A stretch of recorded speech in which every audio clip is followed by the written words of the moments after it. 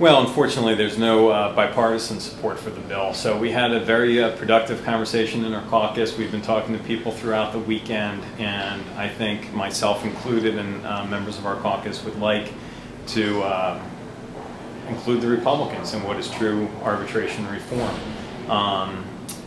You know, I believe that we've had some very productive talks over the last 10 days. We're very, very close, and the Senate's going to vote on this bill next week, so we can both vote it on the same day, not lose any time or traction, but hopefully give us that extra week to make sure that people are looking at this as true reform, and that there's it's based on policy as opposed to partisan politics. Math tells us that you don't need the Republicans to pass this bill today. Did you not have enough Democrats, whether or not 41, to pass it? No, well, I think, you know, while we don't need the Republicans, the public is clearly asking for bipartisan support. You're watching elections unfold around the country and are being talked about every morning by the talking heads, that the public is frustrated. They don't like their legislature. They don't like Congress. They're frustrated by Senate.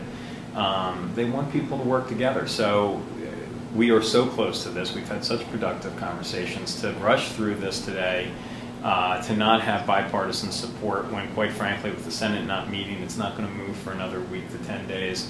We have an opportunity to continue to work on this. Ultimately, if we have to move ahead without them, then we will try to. But I'd rather do it in a bipartisan fashion. And did you do a head count? Did you have 41? We didn't do a head count, but there was a significant piece of conversation that they wanted to move forward in a bipartisan effort. Have there been any changes from what you proposed last week, or does it remain pretty much intact or completely intact? Well, the bill, I mean, we've made changes to allow for ethics training for the arbitrators.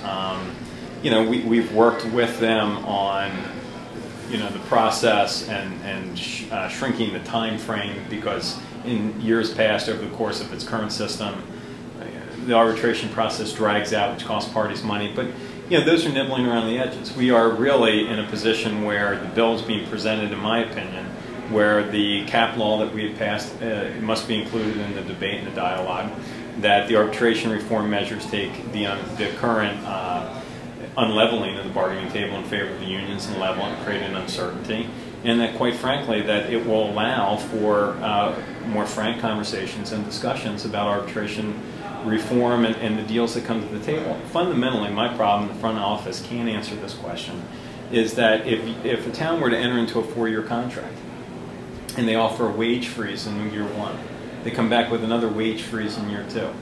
In year 3, they put up yet another 0% wage freeze increase.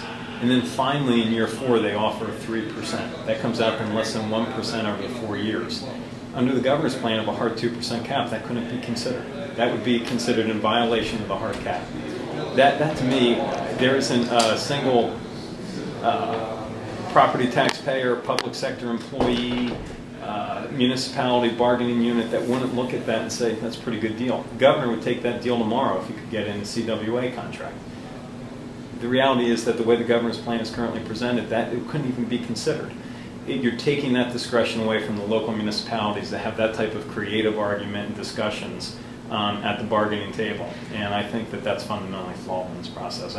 If the hard cap passes, in my mind, what we're doing is, when the governor feels shortchanged that he lost his constitutional argument for a hard cap and he's trying to backdoor it here, he didn't have the support before because of these types of needs and creativity. And the reality is that we'll still struggle with that. But the language is very clear that the arbitration process would have to include in its discussions property tax impacts and the cap that we've already passed.